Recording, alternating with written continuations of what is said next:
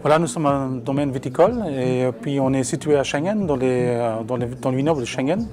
On est là depuis 2008, donc on a un bâtiment assez, assez moderne et qui surplombe un peu même la vallée.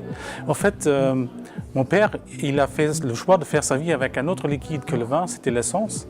Et donc moi j'ai pu reprendre l'exploitation viticole en 1990 avec dans le temps 3 hectares.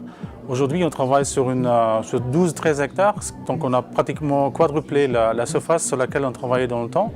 Mais ma famille, elle est déjà dans le vin depuis 1680.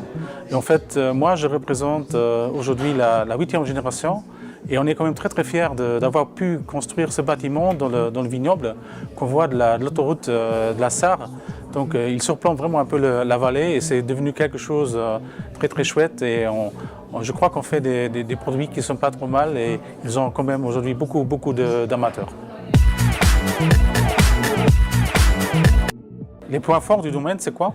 Depuis 1980 que moi je suis à la maison, on a toujours essayé de faire des choses qui sortent un peu du lot, qui sont différentes de ce que font les autres. Et aujourd'hui, on remarque qu'on a quand même une certaine multitude de produits qui sont nettement au-dessus de la moyenne, comme les vins qu'on élabore en barrique, comme le Pinot Blanc en barrique. Depuis 2007, en fait, on a une qualité qui se remarque de plus en plus, et de façon que c'est en fait chez nous au domaine le premier vin maintenant qu'on a aussi, où on est très fiers qu'on a pu vendre à un restaurant 3 étoiles. Après, il y a notre Pinot Noir en barrique, qui est très fort aussi. Ça se vend comme les petits pains chauds. En fait, on n'a jamais assez. Du moment qu'il est en vente, en fait, dans un laps de temps, en 4-5 mois, il est déjà vendu. Après, il y a les créments. Les créments, en généralité, sur la région de la Moselle, ils sont devenus de plus en plus importants. On ne peut plus s'en passer. Et là aussi, on a développé des produits qui sont très proches d'un niveau d'un champagne, ou qui sont à l'équivalent d'un champagne. Et en plus, j'ai redécouvert pour moi en fait le cépage de Riesling.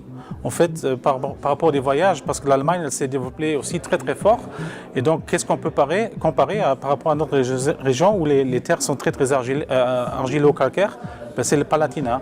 Et en fait, aujourd'hui, on a des Riesling qui sont très amples, très ronds, très gras.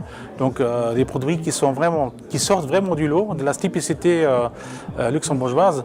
Donc, en fait, on se compare quand même toujours à la région, à nos confrères, mais aussi on voit ailleurs, c'est-à-dire la Bourgogne, la Champagne et aussi l'Allemagne, surtout sur les Riesling dans le Palatinat. Ça, c'est en fait les points forts, je crois, qu'on a aujourd'hui dans notre domaine. Nos perspectives, en fait, c'est quoi? On va essayer de s'implanter plus dans l'export.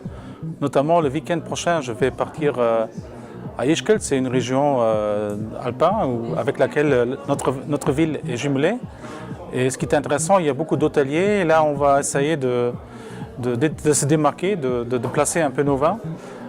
Le lendemain, je serai à Munich aussi pour parler avec une firme en fait, qui est très forte dans la vente des vins par Internet en Allemagne. Donc l'idée, c'est vraiment de se positionner plus fort dans l'export. Parce que je pense que jusqu'à maintenant, les vins luxembourgeois sont consommés, en principe, ils sont consommés dans notre propre pays. Mais je pense qu'il y a des pays comme l'Allemagne ou comme les pays scandinaves qui pourraient être très intéressés par nos vins, par nos qualités qu'on a aujourd'hui. Et aussi par rapport au développement de différents produits dans lesquels on est déjà assez fort, comme le Pinot Blanc en barrique ou le Pinot Noir ou le Crémant. Donc voir les points forts dans lesquels on est déjà, où on voit qu'il y a une vente qui est en train d'augmenter et qui ne cesse pas d'augmenter, de se positionner encore plus fortement, c'est-à-dire d'arracher des plants respectivement des cépages qui vont moins et les échanger par d'autres cépages qui sont de plus en plus en demande. En fait, ça, c'est les points sur lesquels on veut travailler sur court terme, moyen terme et long terme, de façon qu'on arrive à s'implanter plus fortement sur le marché.